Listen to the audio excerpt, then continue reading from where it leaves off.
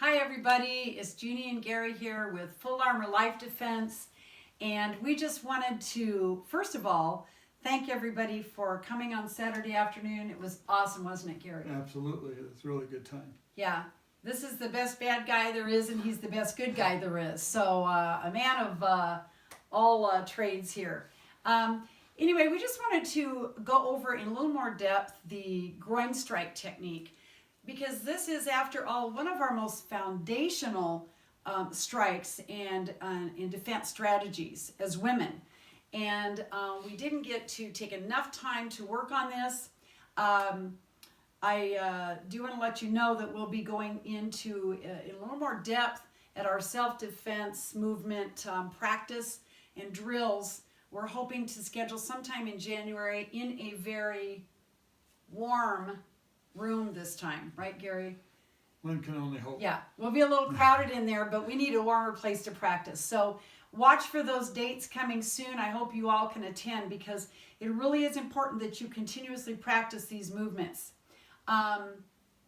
When we get done today, I will go over just a little bit of our body opponent bag over there, Bob, and my Century vertical pad here.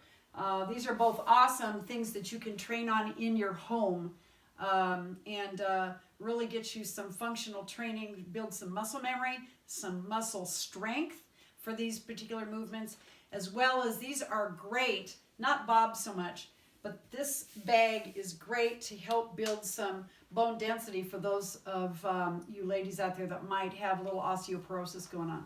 Okay, that said, here we go. So, for whatever reason, this guy or this bad guy or even a bad girl has you in close. This works with a taller man as well as a shorter man.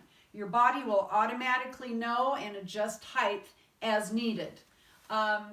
This would be most likely for a vertical close-in attack. And definitely all these moves, keep in mind, are going to be combined, Gary, right, with other movements. You're not going to do one move, are you? No, it's likely you're going to have to do everything you can to escape from the situation you're in. And it's going to require a number of moves or strikes to release yourself so you can flee. That combination, that recipe that I talked about. If you can get away with one move, get away. Don't stick around and say, gee, I'm going to maybe try some other techniques. No, the minute you are loosened enough to go, go. Now, sometimes maybe just getting them loose isn't enough, and you will need to do 2 or 3 or more other strikes, kicks, claws, whatever it takes to complete your escape. But the point is escape.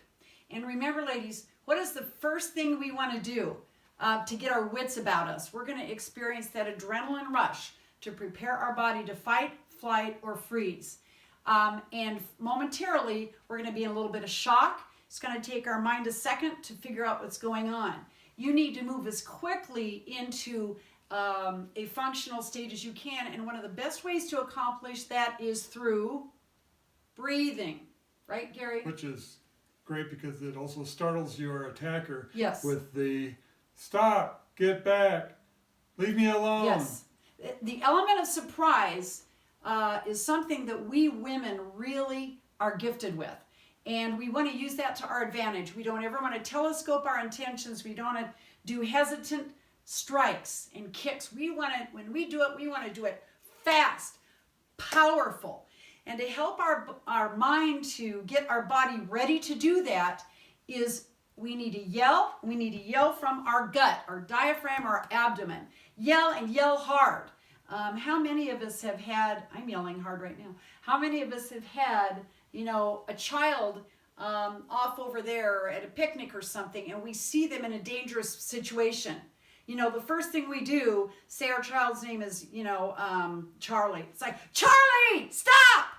That's what you want to have, is that, bam, that adrenaline rush, but use it to your advantage, and yell continuously. Don't yell once and then stop. You want to continuously yell for all of these movements to surprise the attacker, intimidate him, at least let him know you're not going down without a fight. Maybe pick on somebody a little less combative or a little less crazy even. Act crazy. If that works, be crazy. Go crazy on this person. But the yelling is going to help with your breathing, so keep yelling.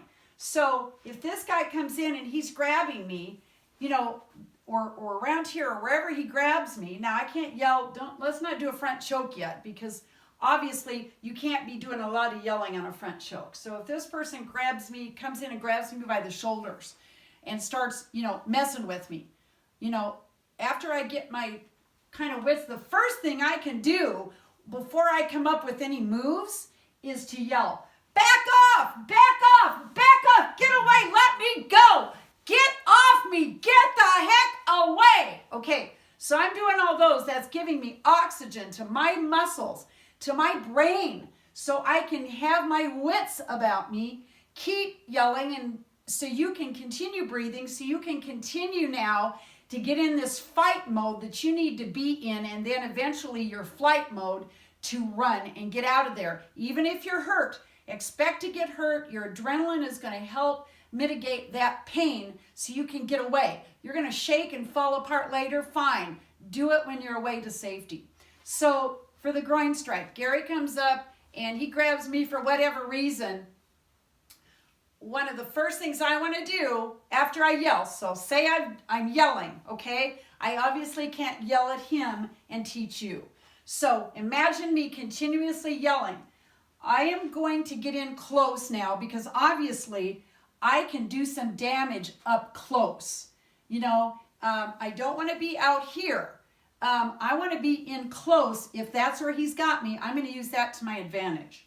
So one of the first things I want to do in slow motion, okay, I'm going to get a wider stance to get my balance, because he's not just standing there with his hands on me in a real attack. There's movement. He's probably going to try and pull me, push me, slam me into a wall or the like. There's going to be movement going on here. So you want to drop your center of gravity, get your feet apart, okay? Then you can get in close. Grab onto this guy's clothes. It will give you a great deal of stability in all this movement, okay? Pull yourself in. Pull him towards you.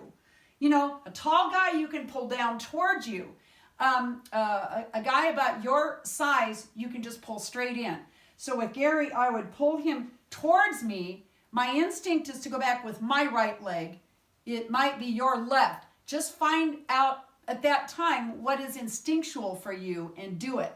Then I'm going to come into him close, okay? I'm going to pull him down, and then slow motion, because Gary's not wearing any padding here. I'm going to take this leg.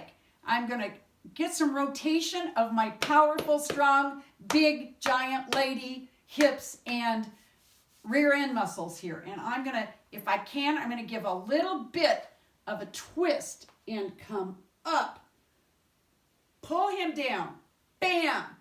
Okay? At the same time, I could even headbutt. And back, and bam, and back, and bam. Okay? Now, while he's in close, if he's reacting, like a guy might loosen down here, right? So if he slowly comes in here, man, I can hang on to this left side. Bam. Bam. Okay?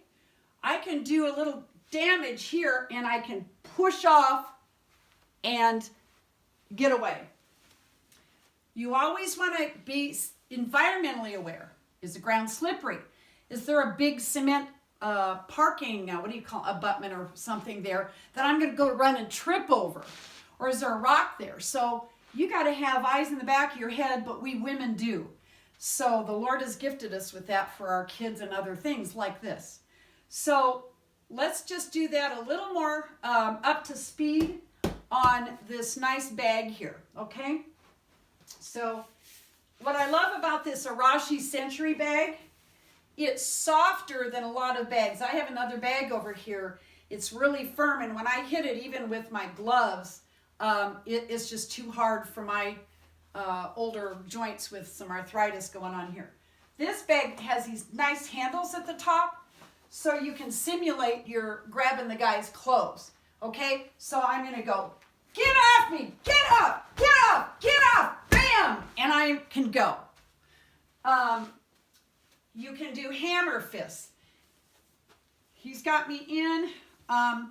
If his neck is open, if he's back laughing or something, man, I can come in with a hammer fist.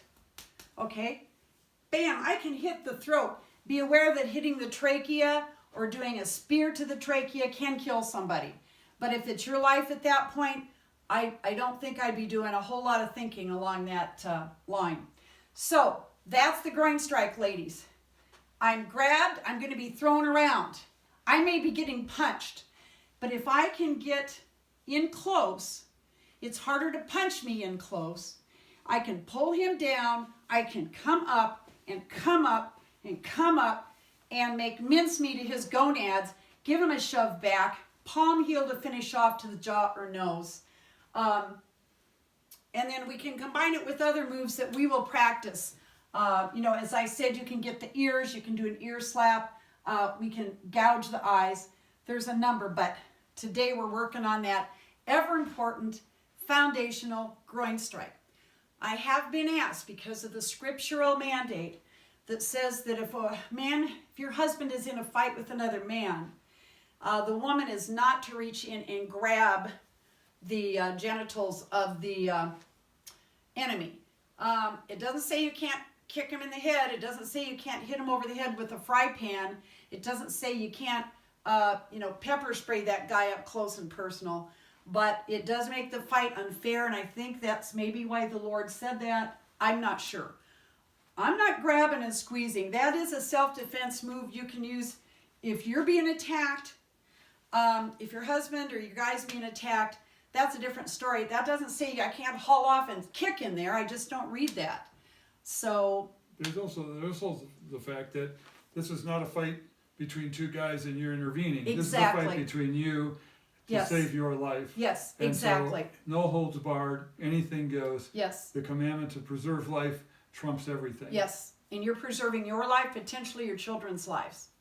And love the body opponent bag. Now, he's a little hard for full strikes. You can get yourself some really good boxing gloves. If I'm beating on my Arashi bag here, I do like to wear these, especially for hammer fists and things like that. When Gary works out, he's got his gloves that he wears, and you just want to properly protect your knuckles and your wrists when you're practicing. You want to mitigate that blow so you don't injure yourself in the process of getting ready for an attack. But these are nice because they've just got a little knuckle padding. It's not heavy duty. You got your fingers out. But, hammer fists, elbow strikes. We'll go through a lot of these things. I'll be putting together an exercise video for you and sending you a list of exercises as well. For Bob over there, I would do something a little more heavy duty, like a nice lady's boxing glove. If you go out and buy boxing gloves, you need to have these wraps on your wrist. There's all kinds of YouTubes about how to properly wrap your wrist and knuckles. But I would definitely use something like this on Bob. He's awesome, but he's hard. He's not padded like this. If you have any joint problems, arthritis, anything like that, you can even use this for the hammer fists on this bag. Do what you can do to protect yourself. Disclaimer, things that Gary and I have shown you are for informational purposes only. Always be sure to check with your physician before starting any new exercise or self-defense type of class. And we're not medically responsible for anything that we have taught or for the way you practice it or if they should not work in a life and death situation. So we're just really wanting to share with you some strategies that you can learn on your own, continue to study, continue to practice and get proficient at. So that these movements become instinctual and automatic. And Pastor Gary, did you have anything to add? No, I'd just like to say goodbye to Bob. Bye, Bob.